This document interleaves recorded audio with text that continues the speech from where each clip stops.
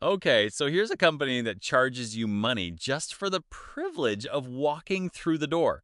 No product, no service, nothing in your hand yet. You pay first, then you're allowed to shop. On paper, that sounds like a business model nobody should accept.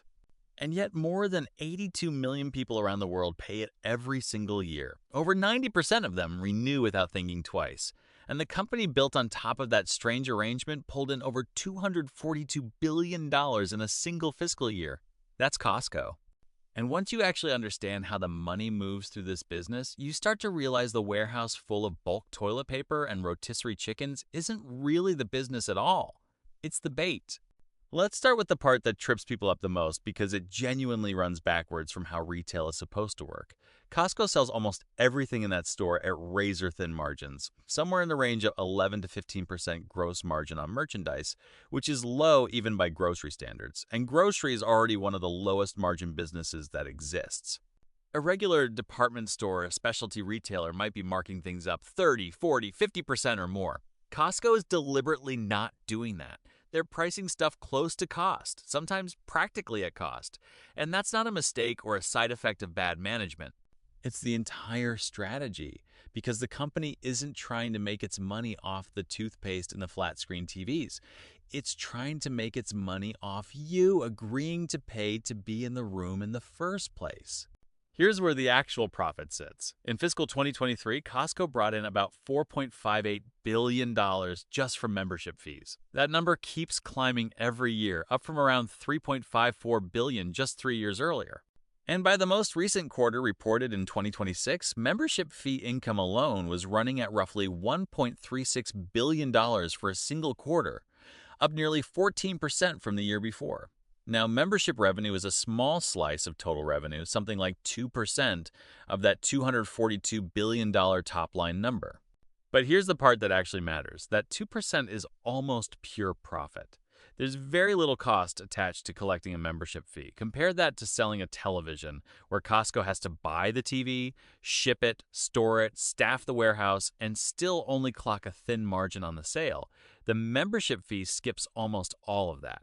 Somebody pays $60, $70, maybe over $100 a year, depending on their tier, and nearly the entire amount drops straight to the bottom line. Multiply that by tens of millions of people renewing year after year, and you start to see why analysts often point to membership income as one of the most dependable high-margin pieces of Costco's entire financial picture, even in years when the retail environment itself is soft.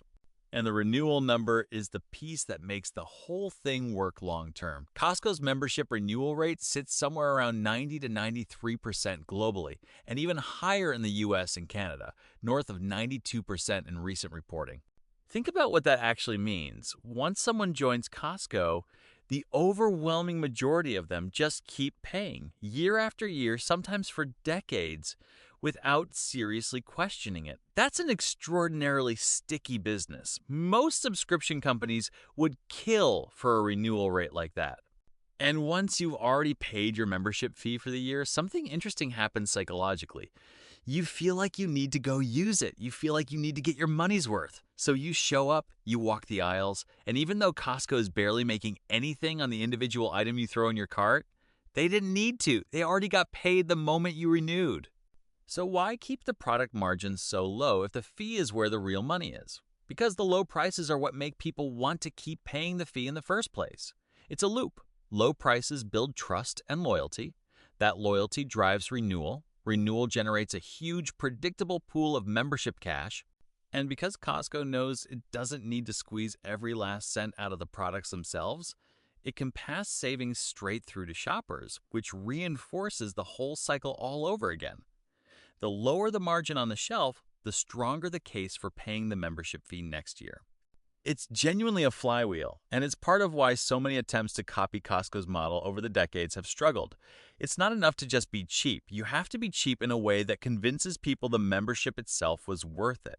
Now, a normal supermarket carries something like 30 or 40,000 different products. Costco carries roughly 4,000. That's not a weakness, that's deliberate, and it's one of the more underrated parts of this whole operation. Fewer products means Costco can buy each one in enormous volume, which means far more negotiating leverage with suppliers than almost any other retailer on the planet. Instead of stocking 6 brands of ketchup, they stock one or two. And they buy whatever they do stock in quantities large enough that suppliers are willing to cut the price significantly just to get the order. Fewer SKUs also means faster inventory turnover, less warehouse space wasted on slow-moving items, and lower handling costs across the board. So that giant, slightly chaotic warehouse full of pallets isn't actually chaotic at all. It's one of the most efficient inventory systems in retail, built around the idea that carrying less but buying deep on what you do carry beats trying to be everything to everyone. Let's talk about the hot dog, because it's genuinely one of the best documented examples in modern retail of a company using a single product as a symbol of trust rather than as a profit center. The Costco food court hot dog and soda combo has been priced at $1.50 for decades, and it has stayed at that price through inflation. Through supply chain disruptions, through every single reason a normal business would have quietly raised it by now, the widely told story in the business press is that Costco's longtime leadership made it something close to an internal rule that the price simply wasn't allowed to move because it had become a symbol. A public proof point that Costco keeps its promises on price even when nobody would blame them for breaking it. Whether or not Costco is making a dime of actual profit on that hot dog combo almost doesn't matter. What it's really selling is proof. Every time a member buys that $1.50 hot dog, it quietly reinforces the exact belief the entire membership model depends on, that Costco isn't squeezing you and that the deal you're getting is genuinely real. That's not a marketing gimmick tacked onto the business. That's the business model, condensed down into $2 worth of processed meat and carbonated syrup. Private label plays a similar trust-building role, just at a much bigger scale. Kirkland Signature, Costco's in-house brand, covers everything from clothing to coffee to olive oil, and it's become one of the most recognized store brands in the country, specifically because it's positioned as equal or better quality than the name brand equivalent, sold for noticeably less.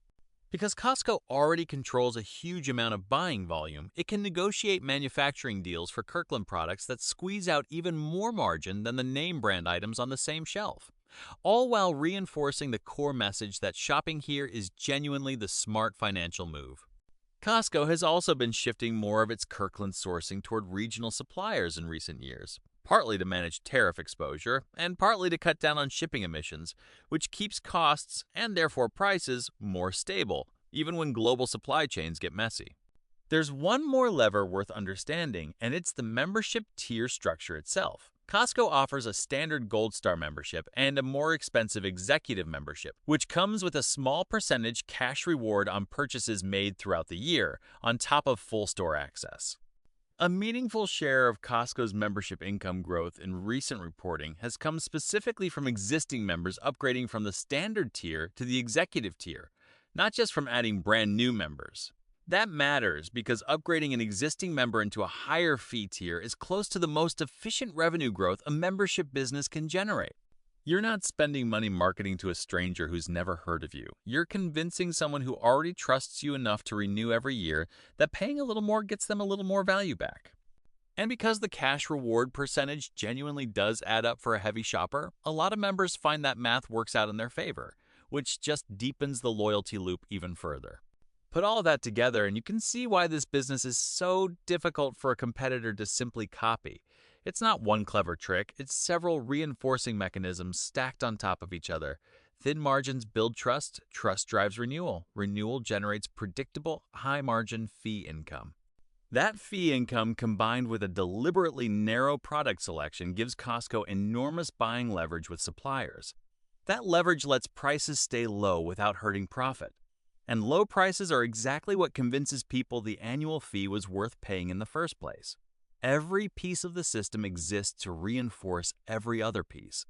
Pull one lever out, raise prices too aggressively, shrink the discount too much, and the whole loop starts to wobble because members stop feeling like the fee is obviously worth it, and that feeling is the entire foundation the business sits on. So here's the honest way to think about what Costco actually is. It looks like a grocery and general merchandise retailer, and technically, sure, it is one. but the products on the shelf were never really the product being sold. The product being sold is the feeling that you got a genuinely good deal, reinforced constantly, $1.50 hot dog at a time, until renewing your membership stops feeling like a decision at all and just becomes something you do automatically every single year. Most retailers spend enormous amounts of money trying to earn your loyalty after you've already bought something. Costco flipped that entirely. It gets you to pay for the loyalty first, and then spends every single day after that trying to make absolutely sure you never regret it.